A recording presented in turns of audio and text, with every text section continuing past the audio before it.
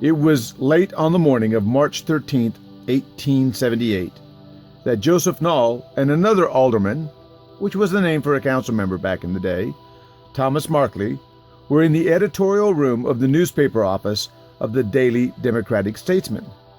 They fell into a heated argument about the funding of a public market, which Nall supported and Markley opposed. According to slightly different varying accounts of witnesses quoted in the Statesman, the following is a close representation of the conversations and events that occurred. The two men were seated 3 feet across a desk from each other when Markley angrily accused Nall of conspiring with the mayor to get that $10,000 out of the city. Nall denied it.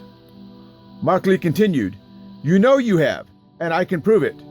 You have attempted to get this up for the purpose of robbing the people of this city." Nall replied, "That's a damn lie," and threw an inkstand at Markley, then the pair of 8-inch long shears. He started to pick up a chair when he was pushed back by a bystander to prevent further mayhem.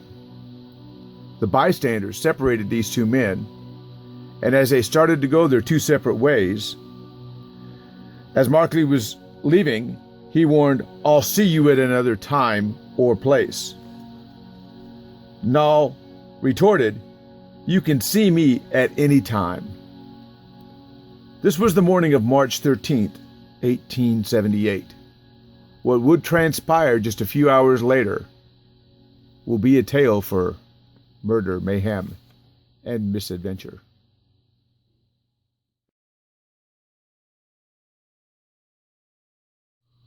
Our next story takes place here at Colorado and 4th Street. But instead of 2015, it was 1901. Now, we have no photos of the saloon that this took place in. We don't know the exact location, but the story from the newspaper references this intersection. So let's learn more about our characters.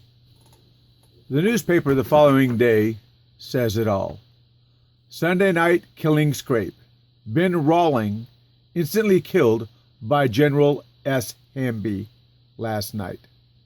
Cause of the killing not explained. Rollins dead and speechless Hamby non-committal. Reported that bad blood existed for several weeks. That was the newspaper of September 30th, 1901. So who was General S. Hamby, as referred to in the newspaper article? His name was Stonewall Jackson Hamby. He was born September the 14th of 1870. His parents named him after the famous Civil War general Stonewall Jackson. Therefore, throughout his whole life, he liked to be called General. Ben Rawlings led a quiet, pretty much uneventful life. He was a saloon keeper at 1101 East 6th Street. He was married to a woman by the name of Mary. Benjamin B. Rawlins was born in Louisiana on May 17th of 1865, and he left this world on September 29th, 1901, at the hand of Stonewall Jackson Hamby. It happened on an afternoon in front of the Sports Saloon on West 4th Street near Colorado. Sheriff Jim Davis said that both men expressed a desire to get a permit to carry a gun, that they both said that there was bad blood between them, and that both Hamby and Rawlins expressed a belief that they would become involved in such an affair that happened as last night. Even after the shooting, Hamby did not discuss the reason for the bad blood. Perhaps the story can be best told by a witness. Lee Payne, who was employed at a hotel nearby, said that he had been standing a few feet back from Hamby when the first shot was fired. "I saw Rawlins leave the saloon door on his way to the north side of 4th Street. He was alone, and when about in the center of the street, Hamby, who was about 20 feet to the rear, advanced to the edge of the sidewalk. Hamby then pulled out a .45 Colt revolver, leveled against Rawlins, and then fired. Rollins uttered a piercing scream, evidencing that he'd been shot. He ran toward the sports saloon where he'd just come from and reached the entrance on the west side of the saloon. He threw his hands into the air, reeled, and fell upwards upon the sidewalk, his head near the fence, his feet a short distance from the gutter. As soon as he fell, Hamby rushed upon him, placed the gun, from which he had just fired a few seconds before, close to Rollins' side, and fired 2 shots in rapid succession. He died there on the sidewalk.